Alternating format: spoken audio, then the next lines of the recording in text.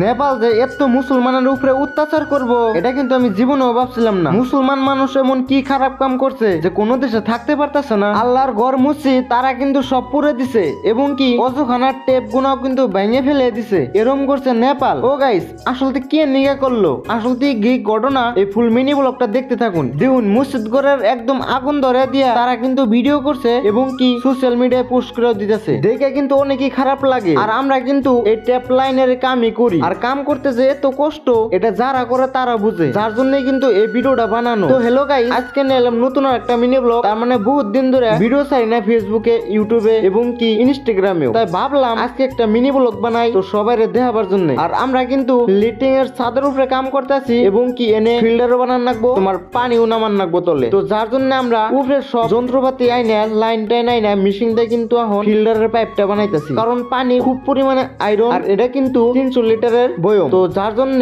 এই লিটারে কিন্তু অনেক পানি হতে, আর পানি হতলে তো কাম হবো না, ফট করে ফুরাইলে ফট করে শেষ হয়ে যাবে। যত পানি খরচ করবা তত শেষ হয়ে যাবো, যার জন্য কিন্তু দুইটা লাগানো হইতেছে ফিল্টারে। তো আজকে অনেক সুন্দর করে ফিল্টার লাগামো, আর এই ভিডিওটা তোমরা সবাই দেখবা, আর একটা করে শেয়ার করে দিবে, আর একটা করে কমেন্ট করবা। আর ভাই কিন্তু উপর তলায় আছে, আমি কিন্তু তলে তলায় আছি, কারণ ছাদ দুইটা বানাইছে, উপরে দিব ফিল্টার, তলে দিব পানি স্টক, যাতে অনেক আয়রন পানি না আহে। আর এনে কিন্তু অনেক সুন্দর একটা ডিজাইন করছে, তার মানে এক মানুষ রাখছে যাতে মানুষ এনে আডাউডা করা হারে, যার জন্য কিন্তু অনেক সুবিধা। আর তোমরা যদি এরম তারে বানাবার চাও অনেক সুন্দর করে কিন্তু বানাই হবা। এনে কিন্তু দুইটা আছে, দেখছো তো তোমরা, অনেক সুন্দর সুন্দর। ওটা একটু ছোট, ওটা একটু বড়, কারণ যেটার মধ্যে পানি ফিল্টার করা হবো এটা কিন্তু বড়, এবং কি বড়টায় পানি স্টক থাকলে ফট করে পানি খরচ করা যাবো না, এবং কি এত সহজে ফুরাবো না। আর ভাই কিন্তু উপর তলায় সবকিছু ক্লিয়ার করলো, পুরো টরা করা ক্লিয়ার, আমও কিন্তু ক্লিয়ার দিলাম। আর এরকম ডিজাইন আইলো, আর এত কষ্ট করে লাগাইলাম, লাগা টাকার বাদে এটা কিন্তু বাইন্দা দিলাম, কারণ কাম ক্লিয়ার হলো না যদি বাতাসে উড়া জায়গা, যার জন্য অনেক সুন্দর করে বাইন্দা থিয়া দিলাম। তো আজকে ব্লগটা এই পর্যন্তই। আর নেপাল জিন্না ঘটনা করছে এটা কিন্তু অস্থির করা ঘটনা, কারণ মুসলমানের উপরে যেটা অত্যাচার চলছে, তার মানে বাসার বাইরে বড় বাইরে কইছে না, আল্লাহ ছেড় দেয়, ছাড় দেন না কিন্তু, যে তুই